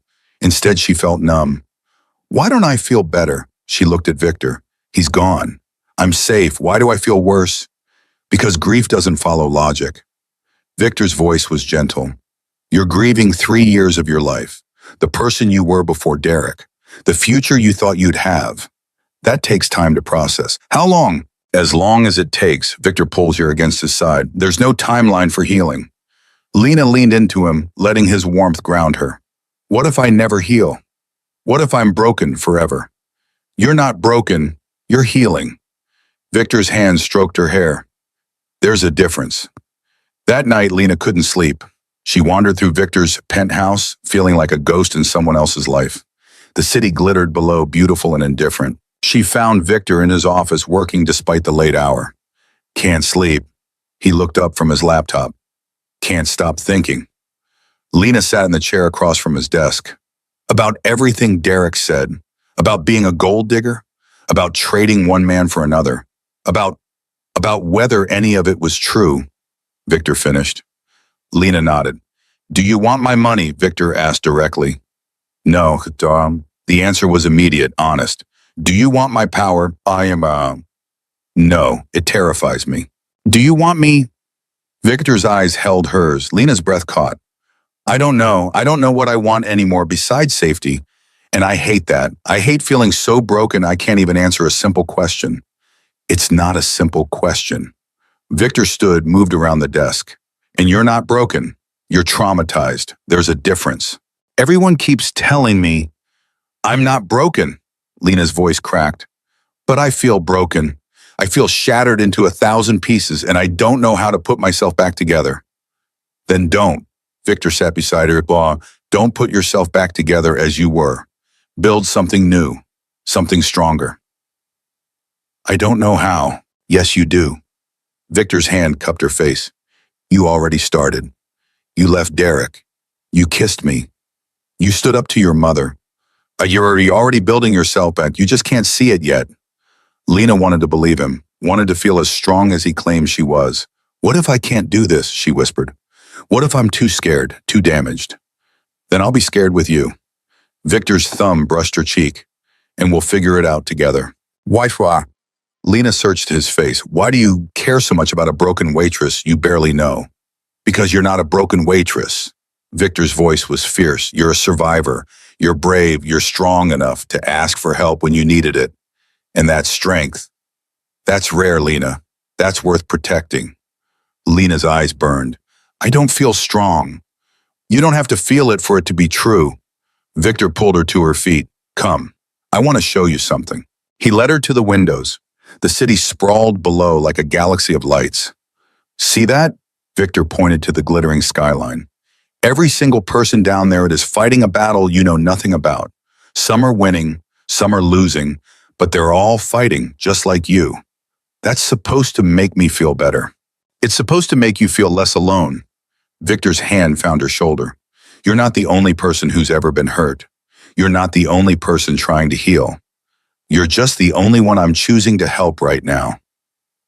Why me? Lena turned to face him. Out of all the people you could help, why me? Victor was quiet for a long moment. Because when you kissed me, I saw myself in your eyes. Desperate, scared, looking for a way out of a situation I couldn't escape alone. And I remembered being 6 years old watching my mother suffer, feeling powerless to help her. With you, I'm not powerless. With you, I can actually make a difference. So I'm a stand-in for your mother, Lena's voice was sharp, a way to fix something from your past. No, Victor's voice was firm. You're your own person with your own story. But yes, helping you helps me too. It makes me feel less like my father's son and more like my mother's legacy. Is that so wrong? Lena thought about it. Was it wrong to help someone for selfish reasons if the help was genuine? I don't know, she admitted. Everything's so confusing right now. Then stop trying to figure it all out tonight. Victor's hand found hers. Rest. Heal. The answers will come when you're ready. Lena let him guide her back to the bedroom.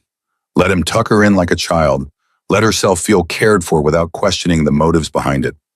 Victor, she called as he turned to leave. Yes. Thank you for everything. The words felt inadequate but necessary. Victor's smile was soft. Get some sleep, Lena. Tomorrow's a new day. But tomorrow brought its own hell. Lena woke to her phone exploding with notifications. News alerts, social media tags, text messages from numbers she didn't recognize. She opened Instagram. The top post made her blood freeze.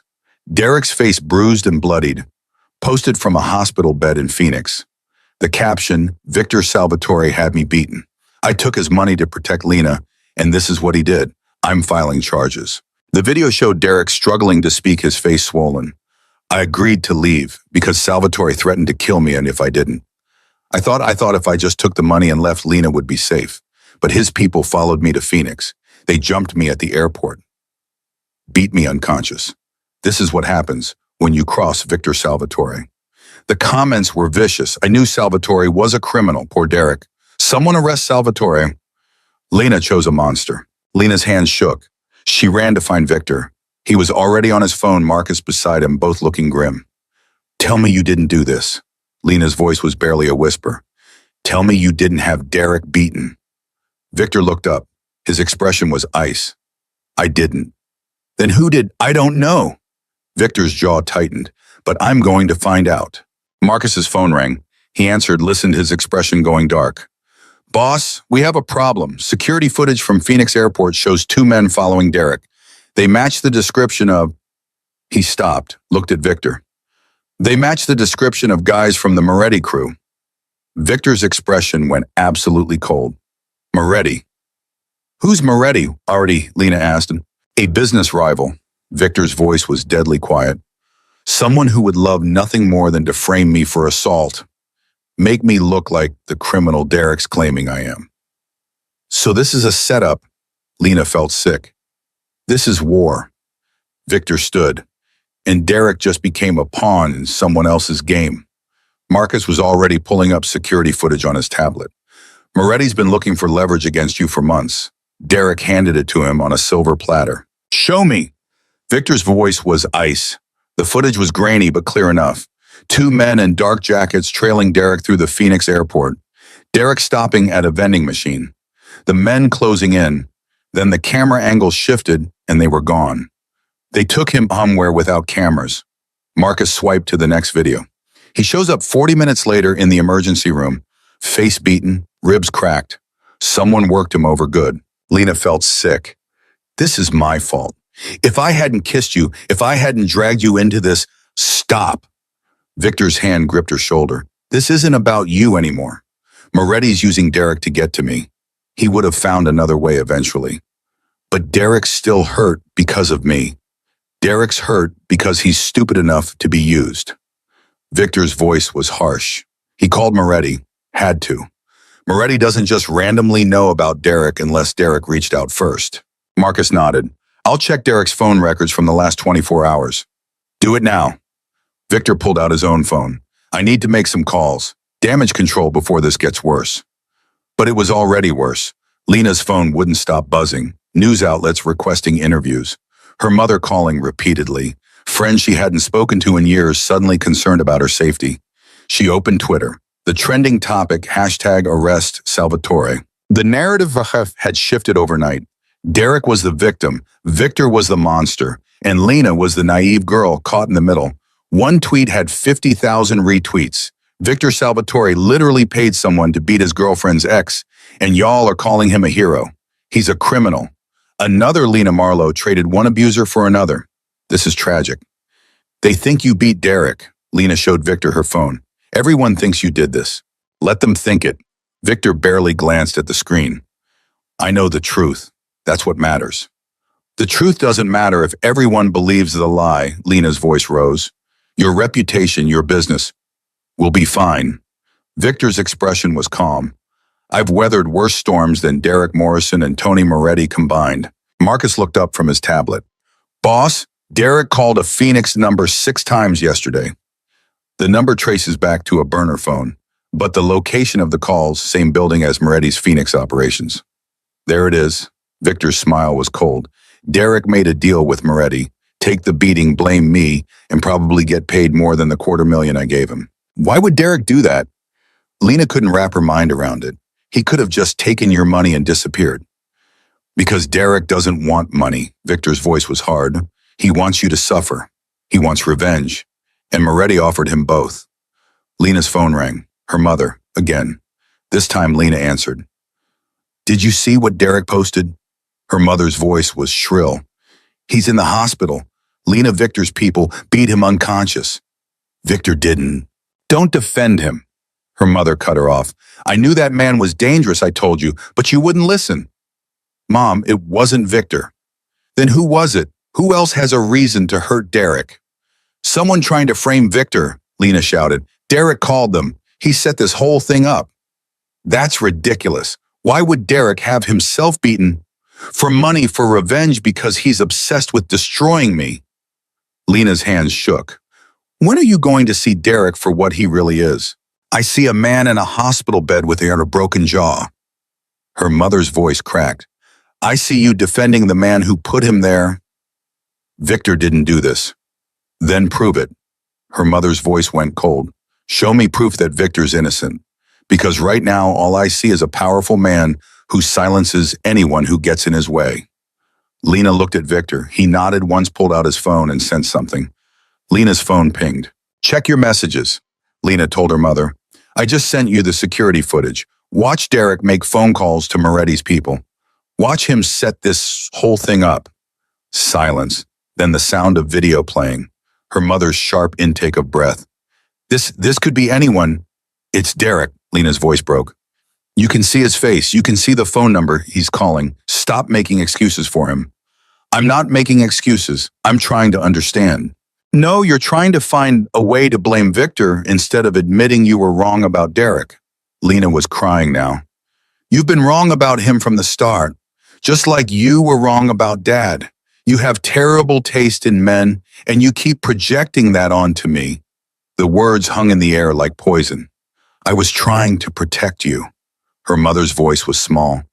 By pushing me back to my abuser, that's not protection, Mom. That's betrayal. Lena wiped her eyes. I have to go. Lena, wait. Lena ended the call, turned off her phone. She couldn't take anymore. Victor pulled her against his chest. Breathe, just breathe. Everyone thinks you're a monster. Lena's voice was muffled against his shirt. Everyone thinks I'm stupid for trusting you. Let them think it. Victor's hand stroked her hair. The people who matter know the truth. What people? My mother doesn't believe me. The internet hates us. Derek's playing victim perfectly. Lena pulled back. How do we fight this? We don't fight it, we end it. Victor's expression was steel. Marcus, get me everything on Moretti's Phoenix operation. Financial records, shell companies, anything that connects him to Derek's beating. I want it within the hour. On it. Marcus was already typing. Victor's phone rang. He glanced at the screen, his expression darkening. It's Detective Chen. He answered on speaker. Detective. Mr. Salvatore, we need to talk about Derek Morrison. Detective Chen's voice was professional but tight. He's filed a formal complaint alleging you hired someone to assault him. We're going to need you to come in for questioning. Of course. When Victor's voice was calm, this afternoon, 2 p.m., and Mr. Salvatore, bring your lawyer. The call ended. Lena's stomach dropped. They're going to arrest you.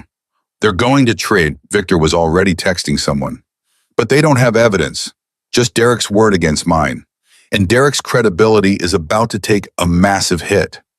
How? Victor's smile was cold. Because I'm about to prove Derek orchestrated his own beating. The next 3 hours were chaos. Lawyers arriving, phone calls being made, Marcus coordinating with people whose names Lena didn't catch. Victor moved through it all with terrifying calm, orchestrating his defense like a general planning a battle. At 1:45 p.m., Victor emerged from his office in a fresh suit, his lawyer, a sharp woman named Patricia Monroe, at his side. I'll be back in a few hours. Victor squeezed Lena's hand. No, stay here. Don't talk to anyone. Don't post anything. Just wait. What if they arrest you? Lena's voice shook. They won't. Victor's confidence was unshakable. Trust me. He left with Patricia and Marcus. Lena was alone in the enormous penthouse with 2 security guards she'd never met. She tried to distract herself, turned on the TV. Every news channel was covering the story. Victor Salvatore, billionaire philanthropist or dangerous criminal, and Derek Morrison, victim or manipulator, Lena Marlowe, rescued woman or complicit girlfriend. She turned it off. Couldn't stomach seeing her life dissected by strangers. Her phone, still off, felt like a bomb waiting to explode. She knew if she turned it on, she'd be flooded with messages. Threats, accusations, maybe even death threats. 3 hours passed like 3 years. Finally, the elevator dinged. Victor stepped out, looking exactly as composed as when he'd left. Marcus followed, grinning. What happened? Lena rushed to them. Derek broke. Victor's smile was satisfied. Patricia brought the phone records, the security footage, proof that Derek contacted Moretti's people before the beating, proof that he was paid $50,000 after posting that hospital video. He confessed. Lena's voice was barely a whisper. He crumbled the second Detective Chen showed him the evidence. Marcus pulled out his tablet, admitted everything, the deal with Moretti, the staged beating, the plan to frame Victor and get Lena back by making her feel guilty. Lena sank into a chair. He did all that just to get me back. He did all that for money and revenge, Victor corrected. Getting you back was just the excuse he used to justify it to himself. What happens now? Lena asked. Now Derek gets charged with filing a false police report, conspiracy to commit fraud, and about 6 other crimes. Victor sat beside her. Moretti's people are being picked up as we speak, and Derek's looking at 5 to 10 years. The words should have brought relief. Instead, Lena felt hollow. He destroyed his entire life, she whispered. For what? For revenge. For control. Victor's hand found hers. Men like Derek can't handle losing control. He'd rather go to prison than accept that you chose to leave him. Lena's phone, still off, sat on the table like an accusation. I should turn it on, face whatever's waiting. Not yet. Victor picked up the phone, pocketed it. Give it another day. Let the truth spread first. Let people see Derek's confession. Then you can face the internet. What confession? Marcus grinned, turned his tablet around. A video was already going viral. Derek sitting in an interrogation room, voice shaking as he admitted everything. The deal with Moretti, the staged beating, the lies. The comments were swift and brutal. I can't believe I defended this guy. Lena Marlowe deserves an apology from everyone. Salvatore was protecting her the whole time. Derek is absolutely unhinged. It's over, Marcus said. Derek's done. Moretti's scrambling to distance himself. And you two, you're going to be fine. But Lena didn't feel fine. She felt exhausted, wrung out, like she'd survived a war and didn't know how to exist during peacetime. I need air. She stood abruptly. I need to get out of this building. Not safe yet. Victor stood too. Give it a few more days. I can't. Stay locked in here forever. Lena's voice rose. I can't hide from the world because Derek might. What? He's going to prison. He can't hurt me anymore, so why do I still feel trapped? Victor's expression softened. Because healing isn't linear. Because your body is still in survival mode even though the threat is gone. Because you're grieving. I'm so tired of grieving, Lena's voice broke. I'm tired of being scared. I'm tired of feeling broken. I just want to feel normal again. Then let's work toward that. Victor pulled her close. Starting today, what do you need to feel normal? Lena thought about it. What did normal even look like anymore? I need to see my sister. The words came out sudden but certain. I need to talk to someone who isn't caught up in all this. Someone who just knows me. The real me. Victor pulled out his phone. What's her number? 20 minutes later, Lena's sister Emma burst into the penthouse like a hurricane. She took one look at Lena and started crying. Oh my God, you're okay. You're actually okay. Emma pulled Lena into a crushing hug. I've been trying to reach you for days.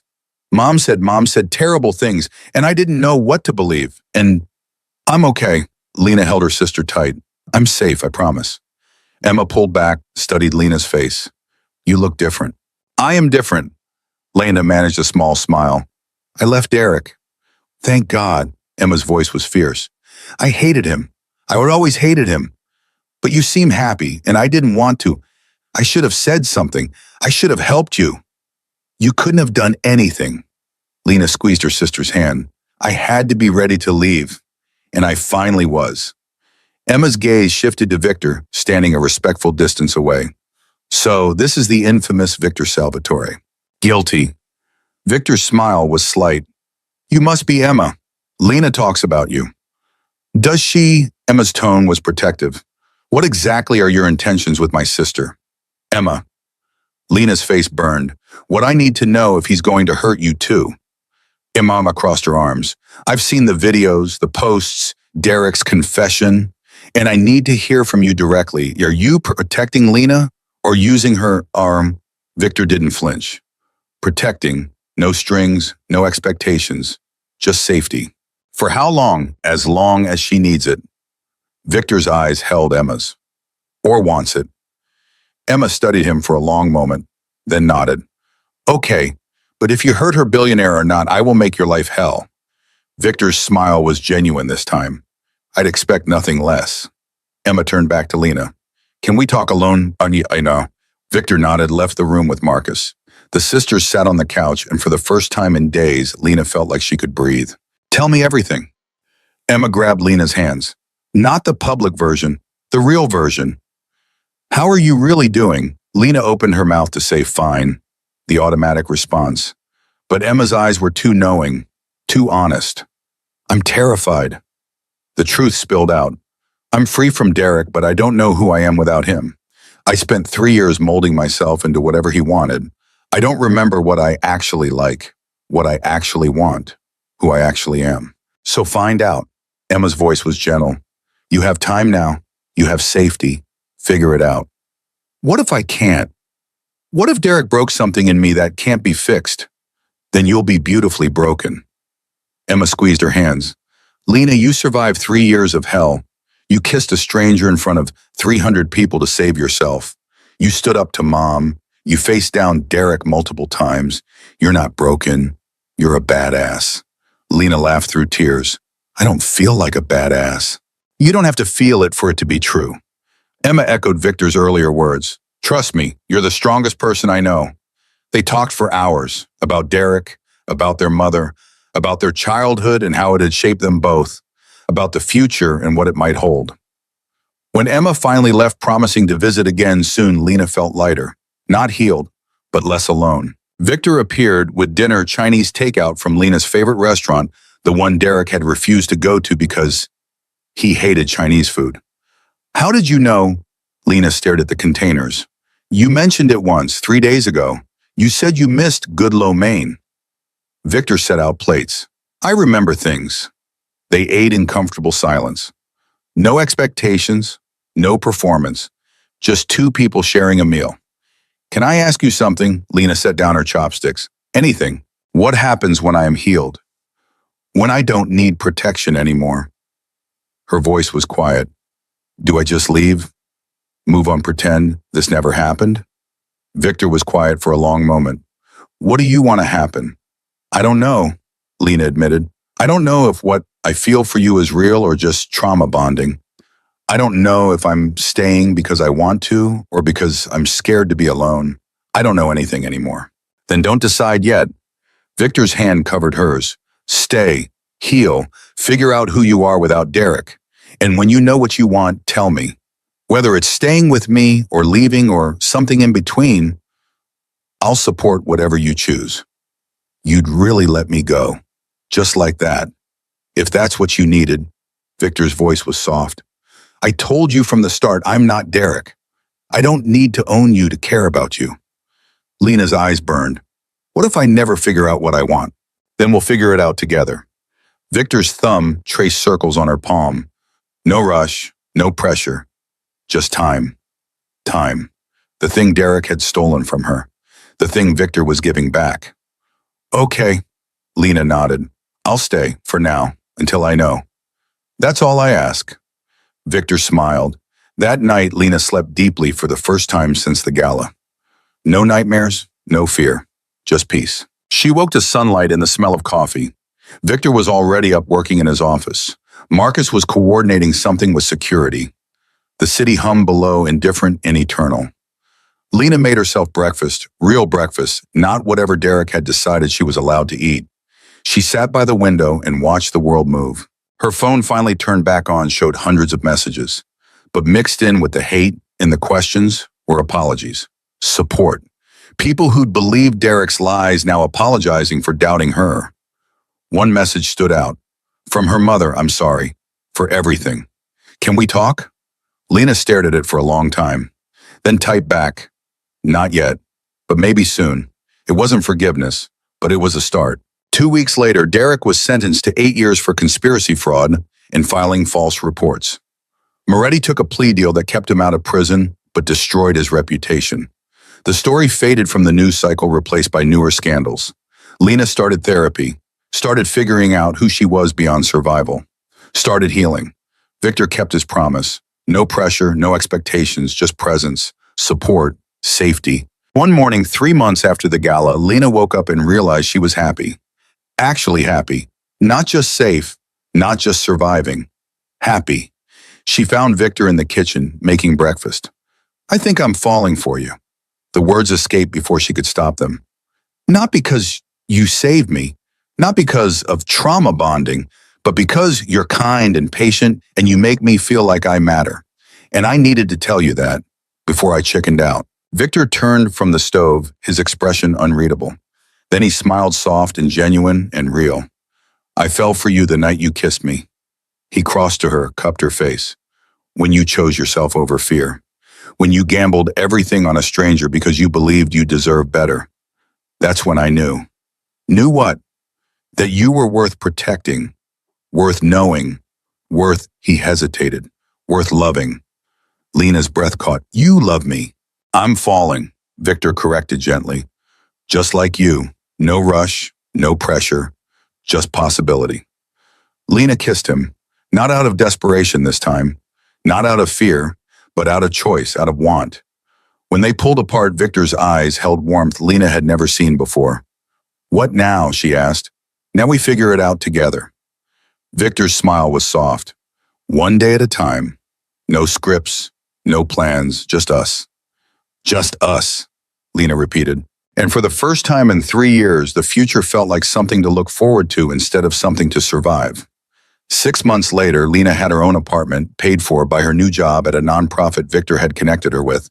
She spent most nights at Victor's penthouse anyway, but having her own space mattered. Proof she could stand on her own.